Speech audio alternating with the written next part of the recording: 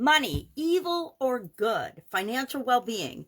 Sharon Horne-Ellstrom here. Welcome to day 1553 of What You Up To Now. Documenting the journey as I have transitioned, mostly the business journey, from the corporate and home ownership, business ownership world of business.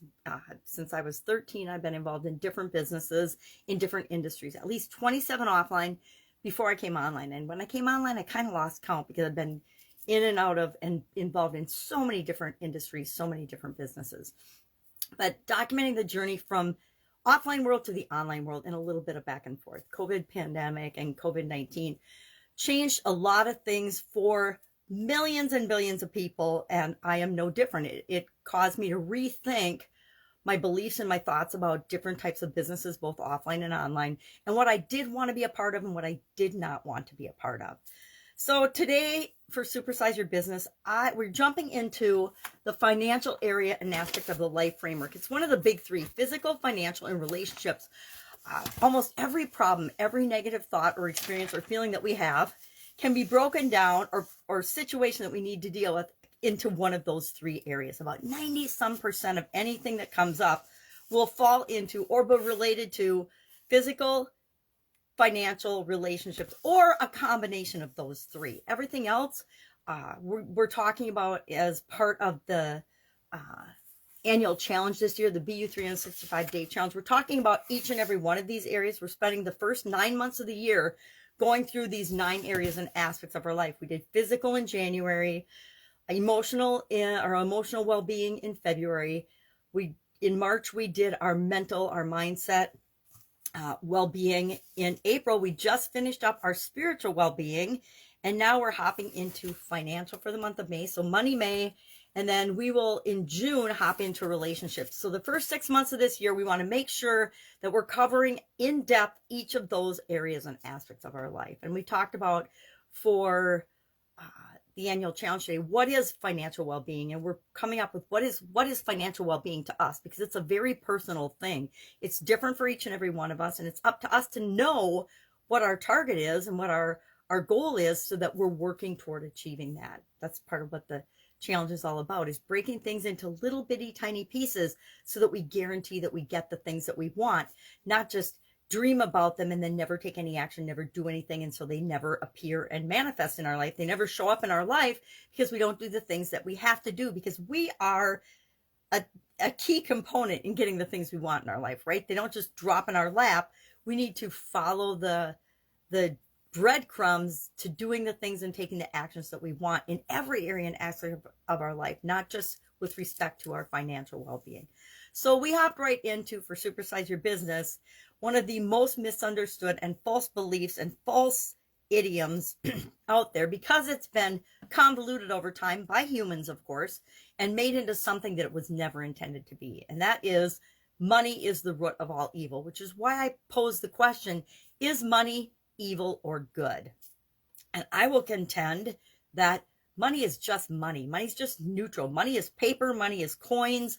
Money is an exchange of value. And we'll talk about that and all kinds of other topics with respect to financial well-being, abundance, scarcity, lack, beliefs, core values, thoughts, feelings, topics about finances. I mean, maybe we'll talk about assets, liabilities, budgeting, multiple streams of income, different topics with respect to our financial health, our financial well-being, and what's important to us and what's not, and things we might even have never considered before that are impacting our financial health and well-being, that we didn't even think there was a connection between that thing and our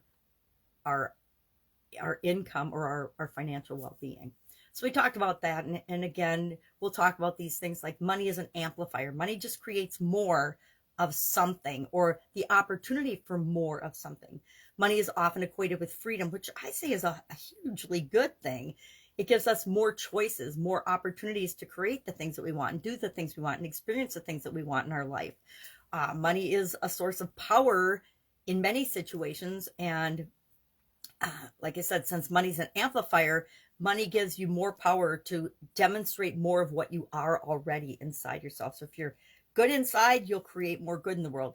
If you're bad and negative and selfish and greedy and egotistical, you'll probably just do things that benefit you. I think we're seeing that in the world all the time now with respect to politics and the media and the manipulation of money and other people, and using money and greed and evil to manipulate people to do things that we might not otherwise be influenced to do because we're being brainwashed every day.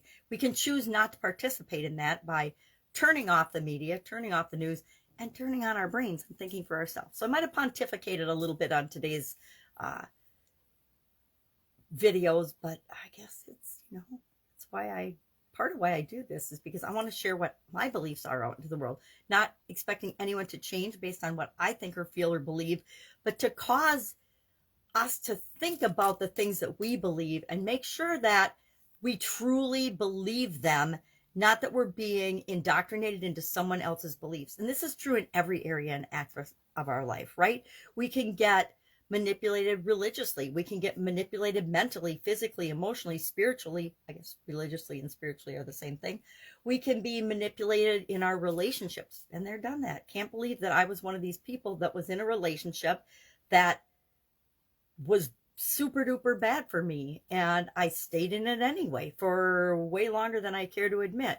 But you're in a situation, it's bad for you and it feels bad every day, but you still don't take the action you need to make the changes that you need until things get so bad that you actually will make the choice to make a different choice. Maybe we'll talk about that in relationships next month. Anyway, busy. Sundays and weekends are my family time and my time for regrouping and planning and organizing and creating things that I am creating in the world as I work with other people during the week. But for the weekends, it's I like to call it me and personal development time. I block out much more time for that. So it's things like working on this challenge, which is a personal project of mine, right? It's something I do to give back, but also to help me to continuously improve and make sure that I'm doing the things I need to do to create the life I want, to create the outcomes and my legacy goals. So if I can help you in any way, ask. Otherwise, I will be with you tomorrow just to fill you in on what we're talking about, what's going on in the content that I create every day, as well as, whatever I might think or what you might think just by asking and letting me know a topic you'd want to hear more about. I always, and I haven't done a Q&A for, a really long time. So if anybody wants a Q&A about, let's see, what are things I like to talk about? Offline and online businesses, growing and supersizing businesses, chronic pain and how that impacts our life or doesn't impact our life and what it is that we're trying to create. Blindness, I could talk about that. I'm legally blind.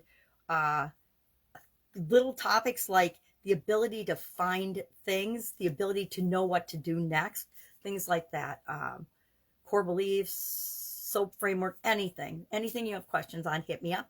Otherwise, I'll be with you tomorrow. Have a great day.